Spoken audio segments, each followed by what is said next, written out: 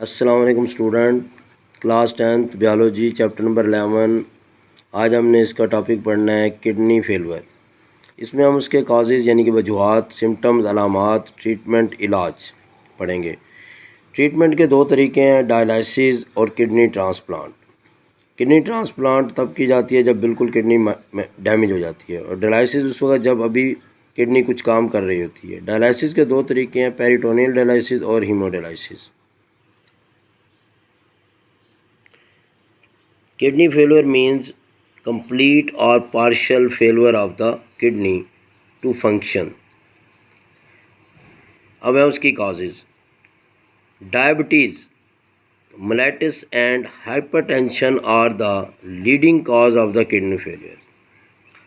यानी kidney fail हो जाने की वजह से किडनी के नकारा होने की दो बड़ी वजूहत हैं। एक तो वो जो है शुगर का मर्ज़ है, और दूसरा हाई ब्लड प्रेशर का मर्ज़ है। जिनको ये होगा उनके किडनी फेल होने के चांसेस मैक्सिमम होंगे।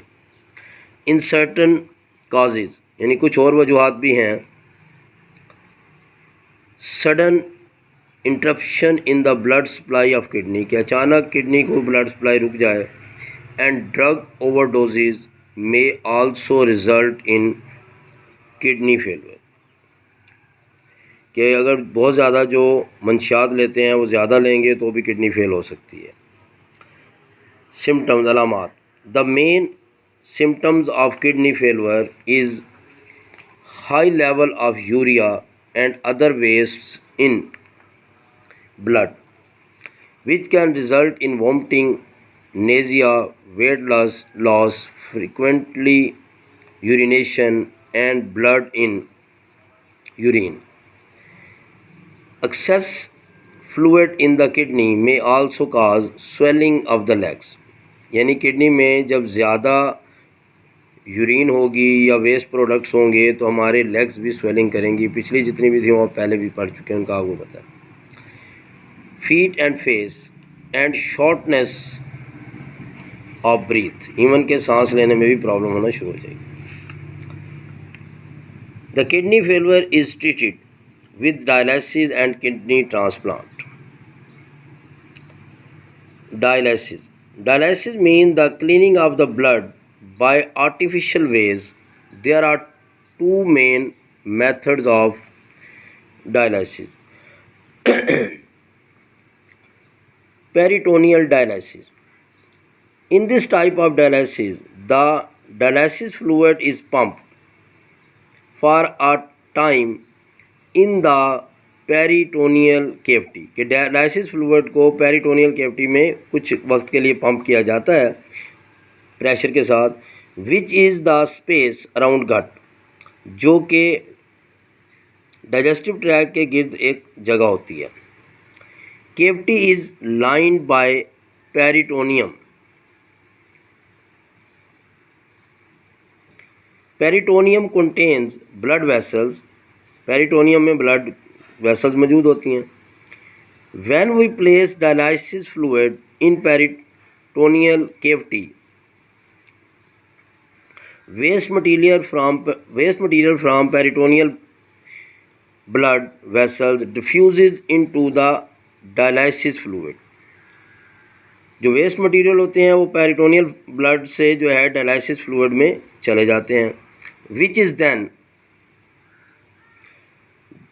ड्रेन्ड आउट, जिन्हें बाद में बाहर खारिज कर दिया जाता है। This type of dialysis can be performed at home. इस तरह की डायलिसिस क्योंकि इतनी मुश्किल नहीं होती, इसे घर में परफॉर्म किया जाता है। But must be done every day, लेकिन इसे रोज़ाना करना होता है।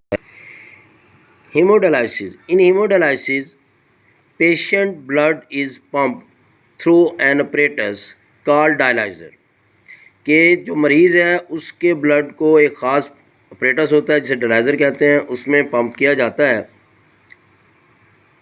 डायलाइज़र कंटेन लॉन्ग ट्यूब्स, उसमें लंबी लंबी ट्यूबें होती हैं। The waste of which act as semi-permeable membrane,